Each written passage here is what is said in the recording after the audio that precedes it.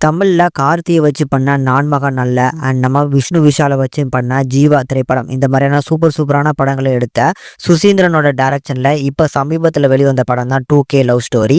இந்த திரைப்படம் எப்படி இருக்கு அப்படிங்கறத இந்த ரிவ்யூல பார்க்க போறோம். அண்ட் படத்தோட டைட்டில் பார்க்கும்போது 2K லவ் ஸ்டோரியா அப்படின்னு சொல்லி நம்ம ஒரு மைண்ட்ல ஒன்று நினைச்சிருப்போம். பட் அதுக்கேற்ற மாதிரி இல்லாம ஒரு நீட்டான ஒரு ஃபீல் குட்டான மூவியை எடுத்திருந்தாங்க. கண்டிப்பா ஃபேமிலிஸோட என்ஜாய் பண்ற மாதிரியான ஒரு நல்ல படம். அப்படி இந்த படத்தோட கதை என்ன அப்படின்னா, படத்துல மோனிகா கார்த்தி அப்படிங்கிற 2 பேரு. ஸோ இந்த 2 பேருமே சின்ன வயசுல இருந்தே ஒன்று மண்ணா ஃப்ரெண்ட்ஸாக பழகிருக்காங்க. இப்படி இந்த 2K ஜென்ரேஷன்லயும் ஒரு ஆணும் பெண்ணும் இந்த அளவுக்கு ஒரு க்ளோஸ் ஃப்ரெண்ட்ஸாக இருக்கும்போது எந்த மாதிரியான பிரச்சனைகள் வருது அண்ட் இவங்க 2 பேருக்குள்ள ஒருத்தருக்கு ஒருத்தர் இப்படி புரிஞ்சுக்கிட்ட சுச்சுவேஷன்ல இவங்க 2 பேருக்குள்ளும் காதல் வரதுக்கு வாய்ப்பு இருக்கா இல்லையா, அப்படி காதல் வந்துச்சுன்னா எந்த மாதிரி காதல் உண்டாகுது அப்படிங்கிறது தான் இந்த படத்தோட மொத்த கதையுமே.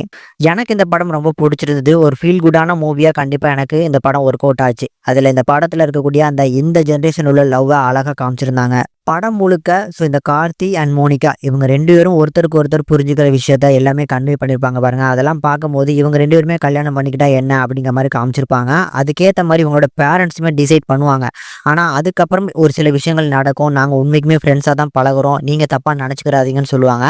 ஸோ இந்த மாதிரியான இடங்கள்ல நம்ம சுசீந்திரனோட அந்த டைலாக் டெலிவரிஸ்லாம் நல்லா ஒர்க் அவுட் ஆச்சு. இதை தாண்டி படத்தில் நடிச்சிருக்க நம்ம ஹீரோ அண்ட் ஹீரோயின்ஸ் இவங்களோட பெர்ஃபார்மன்ஸ் நல்லா இருந்துச்சு. இவங்க 2 பேருக்குமே தனியான ஒரு லவ் ட்ராக் ஓடும் பாருங்க.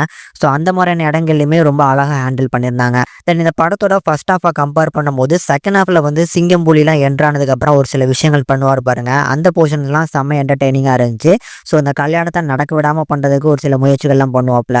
கூட வேற நம்ம ஜிபி முத்துன்னு சொல்லி ஒரு 2-3 கேரக்டர்ஸும் வருவாங்க. அவங்களுமே நல்லா அவங்களோட ஸ்கோரை பண்ணியிருந்தாங்க. ஓவராலாக பார்க்கும்போது ஒரு நல்ல படம். கண்டிப்பாக ஃபேமிலிஸோட பார்த்து என்ஜாய் பண்ணுற மாதிரினா இந்த ஜென்ரேஷனில் உள்ள லவ் எப்படி இருக்குது அப்படிங்கிறத அழகாக காமிச்சிருக்காங்க. கண்டிப்பாக ட்ரை பண்ணி பாருங்கள்.